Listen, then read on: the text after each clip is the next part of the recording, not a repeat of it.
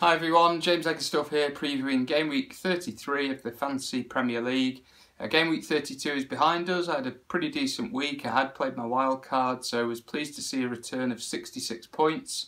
That's put me up to 1,954th overall. I thought I'd begin by just explaining some of the rationale behind the players that I brought in on my wildcard. Firstly, I went for a couple of Burnley guys, Ashley Barnes and Matt Lowton at the back. I think Burnley offer exceptional value at both ends of the pitch. They keep a lot of clean sheets and they have addressed the problem they had last season of scoring goals, particularly away from home. They've got some great fixtures. They've got the double game week in 34 and they've got a game in game week 35. So if you don't have the free hit chip, Burnley could be a really good place for you to visit if you're looking for a player between now and the end of the season. I went for Kennedy. Really like the look of this guy, Newcastle midfielder. He's a bargain because he's only 4.7 and his run of form, or Newcastle's run of form, has coincided with him playing 90 minutes regularly in their team. I was rewarded with an assist and a clean sheet bonus in game week 32, so I think he could be a good one. He also has a double game week a bit later on in the season as well. I've gone for Cedric, which is a bit of a left field move, Southampton defender. They're on a horrific run of form, but I've gone on the basis that he does have 2 double game weeks, which I quite like because it gives me some options whether I bench boost in game week 34 or a bit later when the other double fixtures have been finalised. And I'm just thinking, if you're in that Southampton dressing room, you sat round going, look lads, if we're going to survive in this league, we need 2 things. We need clean sheets and we need goals. Irrespective of the opposition, be that a top 4 team or a team that's also scrapping to stay up. So I'm hoping Southampton will turn the corner. I'm hoping Mark Hughes will get them there. And as a result, Cedric should start generating some points. I've gone for Monreal as my Arsenal defender. And I bet people are wondering why I didn't go for Mustafi. And the actual reason is I don't think either are averse from being rotated. I think if you look at the centre-halves, Arsenal have Koscielny, Mustafi, of course, Holding and Chambers. Koscielny was rested against Stoke over the weekend. Monreal does have competition from Kolasinac and Maitland-Niles, but I thought Monreal edged it for a couple of reasons. One, he's got some attacking potential, and secondly, he can play a variety of positions, so he can play, depending on whether Arsenal play 4 or 5 at the back, he can play either of the left-back slots. He can also play a left centre-back when they play 3 centre-halves, and he can play a centre-back role in a 4-4-2. So I thought that just offered a bit more flexibility. Chelsea, I did get Alonso and Willian.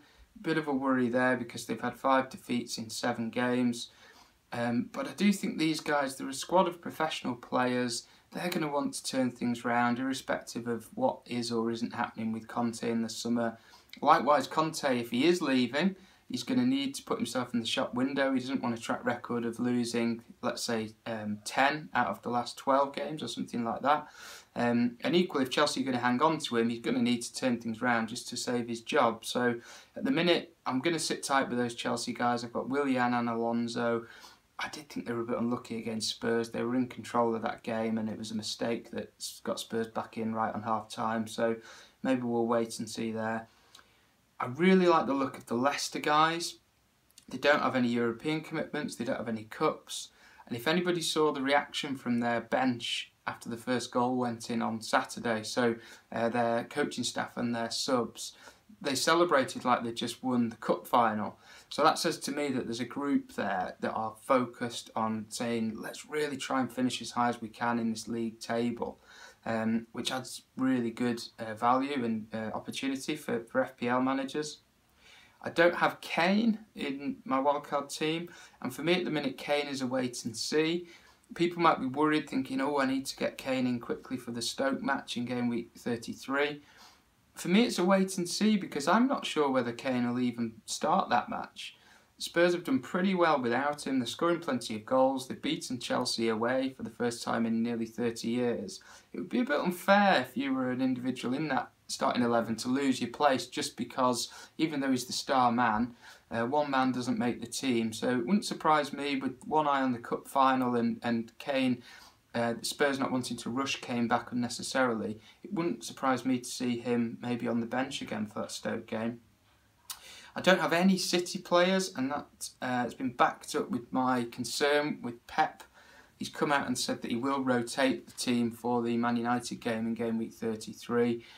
I think that might be a bit of a bore draw, because I can't see Jose wanting the blemish on his track record of losing the league title to Manchester City and having to shake hands after the game and all that. I can see Jose parking the bus maybe, and that one being a scrappy, low-scoring draw. Brighton, I've got Matt Ryan as my reserve goalie. I think the defenders, Duncan, Duffy, could be good value this week if you need a player. They've got Huddersfield at home. I'll come to Huddersfield in a minute. Brighton do have a couple of double game weeks. And after the disappointment probably of losing that game against Leicester, where Brighton missed a penalty, they'll see this Huddersfield game as a big opportunity to put a big gap between themselves and the bottom four. Huddersfield themselves, they've failed to score, I couldn't believe this, in 17 out of 32 game weeks. So that's a percentage of 53%. That's better than a 1 in 2 chance that they won't score in any game week. So again, that backs up the decision. Maybe if you were worried, if you have got Ryan and you've got De Gea, like a lot of wildcard managers, who to go for in game week 33, there's a pretty big arrow maybe pointing towards Ryan just for one game week. Stoke likewise down at the bottom, second worst attack and the worst defence in the whole league. So have a look at their fixtures, maybe see who they've got coming up, because it might be worth investing in players who are playing Stoke right now, just based on that terrible track record. Finally, captains for game week 33. So I've talked about Kane, and I've got a question mark over his minutes. Likewise for Salah, that Everton game is sandwiched right in the middle of the two-legged Man City European tie. And I wonder, we've seen Klopp rest star men before in the past. We've seen him rest star men in the Merseyside derby in the past. Big Sam, they got a pretty big home defeat against Man City, Everton in game week 32. So maybe he'll be focusing on toughening up the defence this week. And that, again, could be quite a low-scoring game. So I'd be looking at Aubameyang as captain. He's got Southampton at home. They're not on a great run, as we know. He's on a brilliant run. Doesn't have any European matches to worry about because he's cup tied. And he's got 5 goals in 6 Premier League games. What more do you want in a captain? So I hope that's been useful. Thanks for all your support as ever. Thanks for subscribing to the channel and for all your comments. And have a brilliant game week. Cheers.